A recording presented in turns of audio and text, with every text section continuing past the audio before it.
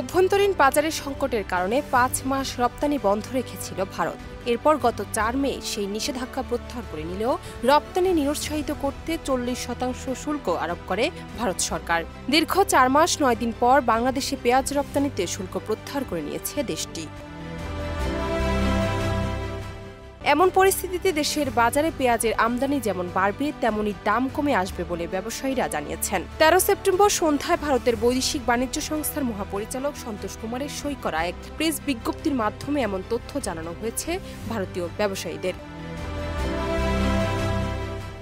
হিলি স্থলবন্দরের আমদানিকারকরা জানান, ভারতে অভ্যন্তরীণ বাজারে পেঁয়াজের সংকট ও মূল্যবৃদ্ধির অজুহাত দেখিয়ে এই দীর্ঘ সময় ধরে পেঁয়াজ রপ্তানি বন্ধ রেখেছিল ভারত। পরবর্তীতে চলতি বছরের ৪ মে পেঁয়াজ রপ্তানিতে নিষেধাজ্ঞা প্রত্যাহার করে নিলেও ৪০% শুল্ক আরোপ করে ভারত সরকার। এরপর হিলি বন্দর দিয়ে পেঁয়াজ আমদানি হলেও দেশের বাজারে কমেনি দাম।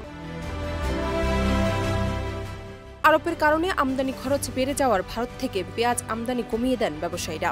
এসব কারণে দেশের বাজারে ঊর্ধ্বমুখী ছিল পেঁয়াজের দাম। এ কারণে বিকল্প মিশর ও পাকিস্তান সহ অন্যান্য দেশ থেকে পেঁয়াজ আমদানি শুরু করেন আমদানিকারকরা।